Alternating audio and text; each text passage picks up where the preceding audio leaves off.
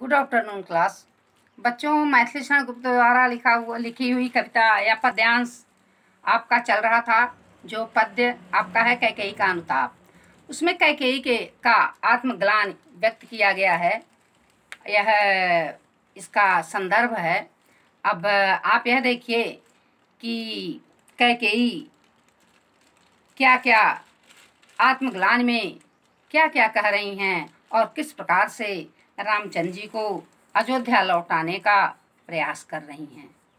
आगे देखिए, कहती हैं कि पर वही आज यह दीन। भाई वही कहती हैं कि जिसके ऊपर मैंने स्वर्ग को भी न्यौछावर कर दिया था, उस पुत्र के स्नेह में तुम्हारे अधिकार को भी मैंने छीन लिया था।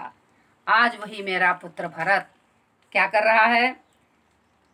पर वही आज यह दीन हुआ रोता है, संकित तब से धृत हरिण तुल्य होता है। वही आज दुखी होकर के हे राम तुम्हारे सामने रुदन कर रहा है, बिलख बिलख कर रो रहा है और भयभीत या डरे हुए हिरण के समान वह तुम्हारे सामने दुखी है। फिर कहना, जो मेरा सिरखंड आज अंगार चंड है मेरा, तो इसे बढ़कर कौन दंड है मेरा।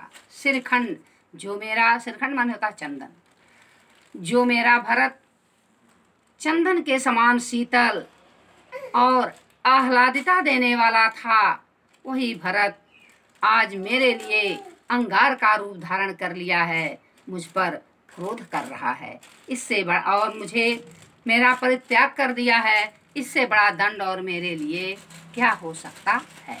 एक माता का पुत्र यदि अपनी माँ के लिए क्रोधाग्नि में जल रहा हो, तो इससे बड़ा और कोई दंड नहीं हो सकता है। पटके मैंने पदपाणि मोह के नद में, जन क्या क्या करते नहीं स्वप्न के मद में। मैंने मोहबस, अज्ञानता बस मैंने अपने हाथ पैर को बहुत इधर उधर पटका या नदी में मैंने पटका।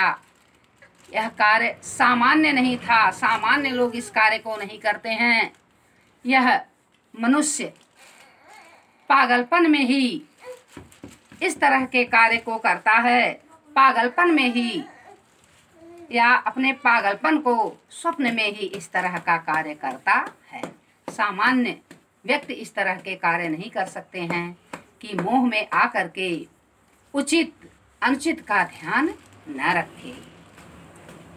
फिर कहती हैं, हा दंड कौन क्या उसे डरूंगी अब भी, मेरा विचार कुछ दयापूर्ण हो तब भी। कह रही हैं कि मेरा इतना बड़ा अपराध या मेरे इतने बड़े कुकृत्य के लिए यदि मुझे कोई भी बड़ा से बड़ा दंड दिया जाए तो भी मैं भयभीत नहीं होंगी। मुझे हर दंड स्वीकार है, क्योंकि मेरे अपराध से बड़ा कोई दंड है ही नहीं। इसलिए मैं अपने दंड स्वीकार करने से कभी नहीं डरूंगी।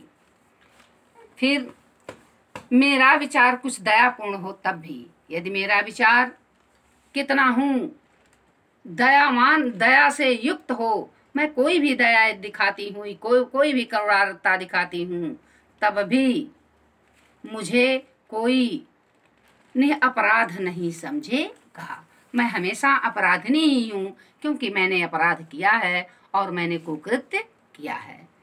फिर कह रही हैं कि हा दया हंत वह घृणा अह वह करुणा। हा दया हंत वह घृणा अह वह करुणा। कह रही हैं कि यदि मैं दया करती हूँ, यदि मुझे मेरे ऊपर कोई दया भी करता है तो मेरे लिए क्या है, घृणा के बराबर है। अह वह करुणा, और मेरे ऊपर कोई यदि करुणार्द्र भी होता है, कोई मेरे ऊपर दया भी करता है या दया करके मुझे कोई क्षमा करता है, तो मुझे क्या लगेगा, बैतरणी सी है आज जाह्नवी बरुआ। आज मैं जितना बड़ा अपराध कर चुकी हूँ, जितना बड़ा दुष्कृत्य कर दी हूँ, मैं मेरे लिए आज गंगा जी भी और वरुणा नदी भी क्या है मेरे लिए वैतरणी के समान है। यानी मंगलमयी गंगा नदी भी और वरुणा नदी भी मेरे लिए वैतरणी के समान है। फिर सह सकती हूँ चिर नरक सुने सुविचारी, कह रही हैं कि जितने भी ज्ञानी जन हैं वह मेरी बात को सुने। मैं नरक को भी, नरक का भी दुख जो है वह मैं सहने के लिए तैयार हूँ। हे ज्ञानी जन, हे सज्जन, हे अच्छे विचार वाले लोग, यदि मुझे नरक भी दे दिया जाए तो मुझे वह स्वीकार है, क्योंकि मेरा अपराध ही नरक झेलने के बराबर है। या मैंने जो अपराध किया है वह उसके बदले में मुझे नरक का भी दुख स्वीकार है।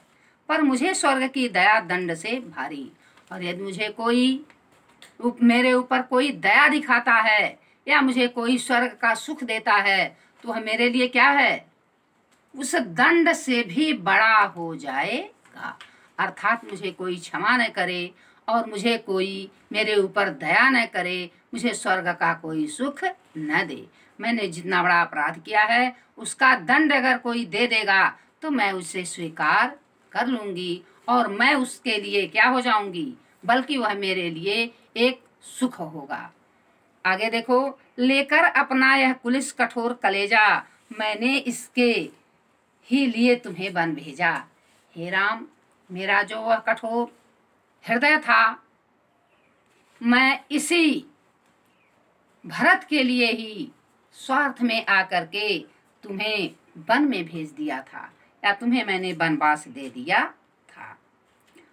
तो घर चलो इसी के लिए न रूठो भैया, कुछ और कहूँ तो इसे सुने नहीं। क्या है, मैंने लेकर अपना यह कुलिस कठोर कलेजा, मैंने इसके ही लिए तुम्हें वन भेजा। हे राम, मैं अपना यह कठोर कलेजा मेरा हो गया था, उसी कठोर कलेजे को लेकर के मैं इसी भरत के लिए तुम्हें वनगमन का आज्ञा दे दी थी। तो अब क्या कहती हैं कि घर चलो इसी के लिए न रूठो अब यूं, कुछ और कहूँ तो उसे सुने सब क्यों यूं क्यों। कह रही है कि तो इसी भरत के लिए हे राम, अब तुम अयोध्या वापस चलो। यदि मैं इससे ज्यादा कोई पश्चाताप या आत्मग्लानि सुनाती हूँ या कहती हूँ तो कोई मेरी बात पर क्यों विश्वास करे और मेरी बात को, मेरे पश्चाताप को कोई क्यों सुनेगा। फिर कह रही हैं कि मुझको यह प्यारा और इसे तुम प्यारे, यह मुझे प्यारा है और तुम इसके प्यारे हो। यह मुझे प्यारा है यानी भरत मुझे बहुत ही प्रिय हैं और भरत को आप अत्यंत प्रिय हैं। तो मैं इस मेरे दुगने प्रिय रहो न मुझसे न्यारे।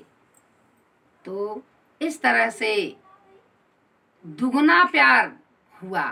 हे मेरे दो गुने प्यारे प्रिय राम, अब तुम इसको छोड़कर या मुझे छोड़ करके अलग ना रहो। तुम तो दुगने प्यारे मेरे हो गए, क्योंकि यह भरत मुझे प्यारे हैं और भरत को आप प्यारे हैं। तो इस तरह से तुम मेरे लिए 2 गुना प्यारे हो गए हो, तो अब मुझे अलग न करो।